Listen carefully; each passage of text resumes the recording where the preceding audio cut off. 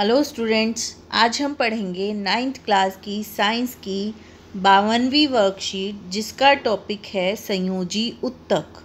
बच्चों, पिछली वर्कशीट में हमने एपिथीलियम ऊतक के बारे में जाना था। आज हम संयोजी ऊतक के बारे में पढ़ेंगे। संयोजी ऊतक यानी कि जोड़ने वाला ऊतक, शरीर को आपस में जोड़ के रखने वाला ऊतक। ठीक है, संयोजी का मतलब है जोड़ना। अब यहाँ पर इस ऊतक की कोशिकाएं आपस में कम जुड़ी हुई हैं, पर अंतर कोशिकीय आधात्री यानी कि इंटरसेल्युलर मैट्रिक्स में धसी हुई हैं। उसे कहा जाएगा संयोजी ऊतक। रक्त उदाहरण है संयोजी ऊतक का, और दो भाग हैं, कोशिका और अंतर कोशिकीय आधात्री। आधात्री कभी जेली की तरह हो सकती है, तो कभी तरल, संघन या कठोर भी हो सकती है। ठीक है, आधात्री को इंग्लिश में मैट्रिक्स कहा जाता है, जो कि जेली जैसा भी हो सकता है। ओके, और जैसे मैट्रिक्स या आधात्री की नेचर होगी, प्रकृति होगी, उसी प्रकार से वो ऊतक कार्य करेगा। उदाहरण देखो, रक्त, अस्थि यानी कि हड्डियाँ, उपास्थि, स्नायु, कंडरा, एरियोलर और वसामय ऊतक, ये सारे संयोजी ऊतक का भाग हैं। ठीक है, सबसे पहले रक्त के बारे में बात करते हैं। रक्त की आधात्री तरल है, यानी कि हमारा रक्त कैसा है, थोड़ा सा गाढ़ा पर बहने वाला तरल है ना, और उसे कहा जाता है तरल आधात्री भाग को प्लाज्मा। और प्लाज्मा में 3 प्रकार की कोशिकाएं हैं। कौन कौन सी? आरबीसी, डब्ल्यूबीसी और प्लेटलेट्स। स्वतंत्र रूप से निलंबित हैं। और रक्त का कार्य क्या है? शरीर में विभिन्न पदार्थों जैसे ऑक्सीजन, कार्बन डाइऑक्साइड, हार्मोन्स, अपशिष्ट पदार्थ, पचे हुए भोजन को एक भाग से दूसरे भाग में लेकर जाना। पचे भोजन से मतलब है पोषक पदार्थ। ठीक है, फिर आता है अस्थि। अस्थि यानी कि हमारी हड्डियाँ मजबूत है और कठोर ऊतक है। इसका जो मैट्रिक्स यानी कि आधात्री है वो कैल्शियम और फास्फोरस की वजह से कठोर है, जिसके अंदर कोशिकाएं धसी हुई हैं।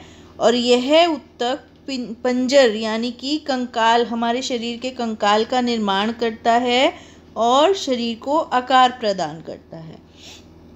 मांसपेशियां और शरीर के मुख्य अंगों को भी सहारा देता है। इसके बाद है उपास्थि। देखो, अब नाक के अगले हिस्से में, कान के ऊपरी हिस्से में अगर हम उसे हिलाते हैं तो क्या है, हम उसको मोड़ सकते हैं, नाक आगे से नाक को और कान को, है ना। किस चीज़ का बना हुआ है? उपास्थि का बना हुआ है। और इसकी आधात्री क्या है? प्रोटीन और शर्करा। इसी वजह से मजबूत है और लचीली है। इसकी कोशिकाओं के बीच में पर्याप्त स्थान है। और कहाँ कहाँ मिलेगा? नाक, कान, कंठ यानी कि गला और हमारी श्वसन नली में।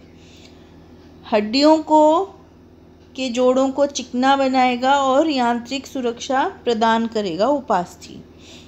फिर बात करते हैं स्नायु और कंडरा की। रेशेयुक्त ऊतक हैं, यानी कि रेशेदार हैं, और स्नायु में बहुत कम आधात्री है, बहुत लचीला है, मजबूत ऊतक है।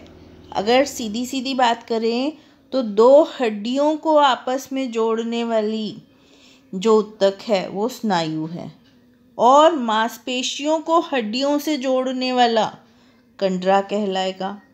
मजबूत है पर स्नायु की तुलना में कम लचीला है। एरियोलर ऊतक अंगों के भीतर की खाली जगह को भरेगा और आंतरिक अंगों को सहारा देगा।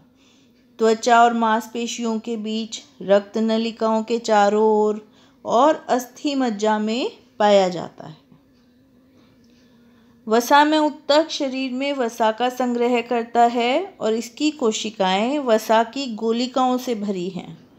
त्वचा के नीचे आंतरिक अंगों में पाया जाता है, जो ऊष्मीय कुचालक का कार्य भी करता है।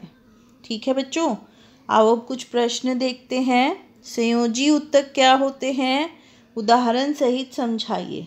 तो जैसा कि हमने पढ़ा, वे उत्तक जिनकी कोशिकाएं आपस में कम जुड़ी होती हैं और अंतर कोशिकीय आधात्री में धंसी होती हैं, संयोजी उत्तक कहलाते हैं। रक्त भी एक प्रकार का संयोजी उत्तक है।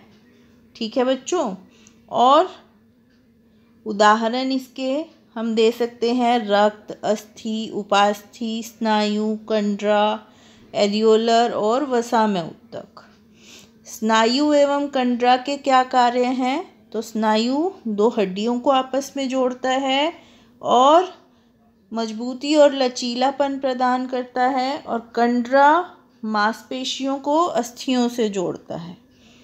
एरियोलर उत्तक और उपास्थि कहाँ पाए जाते हैं, तो एरियोलर उत्तक अंगों के भीतरी जगह को भरता है, खाली जगह को, और आंतरिक अंगों को सहायता प्रदान करेगा। तो कहाँ मिलेगा, अंगों के भीतर पाया जाएगा। और उपास्थि हमारे नाक, कान, कंठ और श्वसन नली में पाई जाएगी।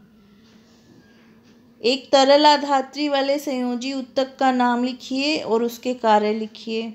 तरल आधात्री किसमें है, रक्त में है, जिसे प्लाज्मा कहा जाता है। और उसके अंदर कौन सी कोशिकाएं हैं, आरबीसी, डब्ल्यूबीसी और प्लेटलेट्स। और कार्य क्या है, शरीर में विभिन्न पदार्थों जैसे ऑक्सीजन, कार्बन डाइऑक्साइड, हॉर्मोन्स और पोषक पदार्थों या अपशिष्ट पदार्थों को एक भाग से दूसरे भाग में संवहन करना। ठीक है बच्चों, ये थी आपकी आज की वर्कशीट। आई होप आपको समझ आई होगी और अब आप इसको आसानी से कर पाओगे। और साथ ही साथ कोविड-19 के इस दौर में अपना ध्यान रखेंगे, हाथ धोना और मास्क पहनना नहीं भूलेंगे। Thank you.